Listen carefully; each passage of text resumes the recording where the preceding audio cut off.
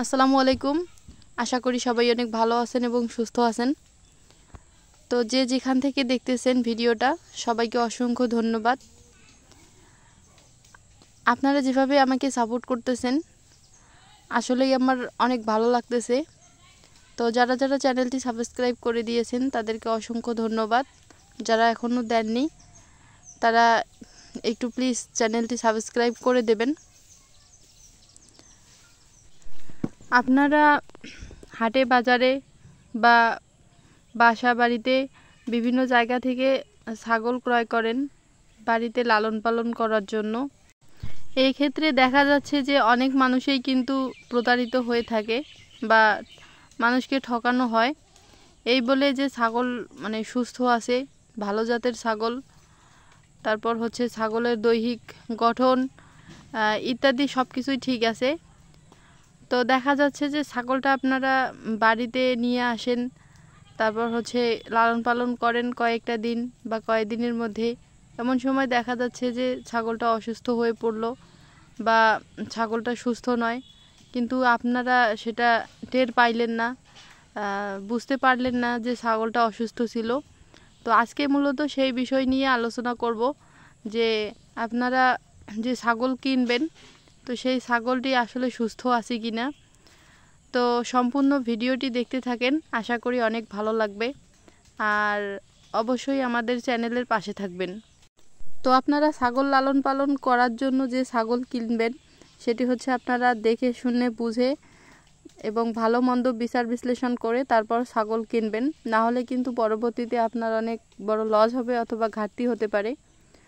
তো আজকে বলবো যে সুস্থ ছাগল আপনারা কিভাবে চিনবেন এবং ব্ল্যাক বেঙ্গল ছাগলের জাত কিভাবে চিনবেন। তো সুস্থ ছাগল দেখবেন আপনারা সব সময় খেয়াল করবেন, ছাগল কেনার শুরুতেই খেয়াল করবেন যে ছাগলের কান, তারপর হচ্ছে ছাগলের মাথা, পা ইত্যাদি এগুলা সঠিকভাবে নড়াচড়া করছে কি না, এই দিকটা আপনারা বিশেষভাবে খেয়াল করবেন। কেননা একটা সুস্থ ছাগল সবসময় তার দৈহিক গঠন, তারপর হচ্ছে মন মানসিকতা, স্বাস্থ্য, হাত পা সবসময় কিন্তু নড়াচড়া করবে, আপনারা দেখলেই বুঝতে পারবেন। আর একটা অসুস্থ ছাগল একদম মনমরা হয়ে থাকবে, ঝিম ধরা হয়ে থাকবে। আর সবসময় অসুস্থ ছাগল কিন্তু মাথাটা নিচ পাশে করে চুপ করে থাকে, নড়াচড়া বেশি একটা করে না। এই জন্য আপনারা বিশেষ করে এই দিকটি আগে খেয়াল করবেন। তারপর আরেকটা হচ্ছে যে ছাগলের পিঠের যে হাড় আছে, ব্যাকবোন অর্থাৎ মেরুদণ্ড আছে, এই মেরুদণ্ডটা আপনারা টিপে দেখবেন যে শক্ত আছে কি না। যদি অসুস্থ ছাগল হয় তাহলে কিন্তু এই মেরুদণ্ডটা যখন আপনারা হাত দেবেন তখন ছাগলটা কিন্তু বসে পড়ার মতো হেলে যাবে আর কি। একটা সুস্থ ছাগলের ব্যাকবোন অর্থাৎ মেরুদণ্ডে যদি আপনারা চাপ দেন তাহলে ছাগলটা ছটফট করবে, দৌড়ানোর জন্য চেষ্টা করবে। তো এই দিকটাও আপনারা বিশেষভাবে খেয়াল করবেন। আর আরেকটা কথা সেটা হচ্ছে সুস্থ ছাগল কিন্তু খাবার চাহিদা থাকবে, যে কোনো কিছু খাবার দিলেই সুন্দরভাবে খাইতে যাবে, খাবার রুচি থাকবে, এই বিষয়টাও আপনারা খেয়াল করবেন। তারপর হচ্ছে আরও আছে যে সুস্থ ছাগলের জিহ্বা এবং চোখ দেখবেন আপনারা।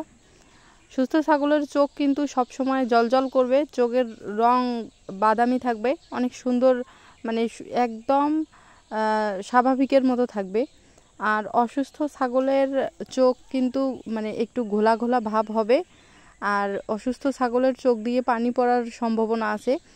আর আরও একটা বিষয় লক্ষ্য করবেন যে ছাগলটা যদি বারবার চোখটা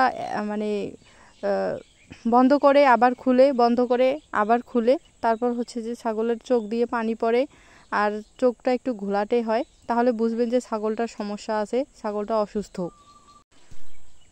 আরও একটা বিষয় লক্ষ্য করবেন যে ছাগলের যদি পায়খানা ঠিক থাকে, শক্ত শক্ত হয়, তাহলে বুঝবেন ছাগলটা ঠিক আছে। তো মূলত আরও অনেক কারণ দেখা যায় অসুস্থ ছাগলের। তো আপনারা একটা সুস্থ ছাগল এবং অসুস্থ ছাগলের মধ্যে পার্থক্য যদি একটু লক্ষ্য করেন, ভালোভাবে খেয়াল করেন, তাহলেই বুঝতে পারবেন। তো আমি যেটা বলতে চাচ্ছি সেটা হচ্ছে আপনারা ছাগল কিনবেন, ঠিক আছে, দেখে শুনে বুঝে একদম সঠিক বিশ্লেষণ করে তারপর ছাগল কিনবেন। আর ছাগল লালন পালন করলে এটা ছাগল লালন পালন করা খুবই ভালো একটা বিষয়। তো আপনারা সঠিকভাবে ছাগল লালন পালন করেন, সকল নিয়ম অনুযায়ী ছাগলকে সকল প্রকার চিকিৎসাপাতি, সঠিক পরিচর্যা, যত্ন ইত্যাদি ভালোভাবে করবেন, ইনশাল্লাহ ভালো ফলাফল পাবেন। ছাগল লালন পালন হচ্ছে খুবই ভালো একটা কাজ। তো আপনারা যে যেখানে আছেন সবাই ভালো থাকেন, সুস্থ থাকেন, অবশ্যই আমাদের চ্যানেলের পাশে থাকবেন। আজকে এই পর্যন্তই।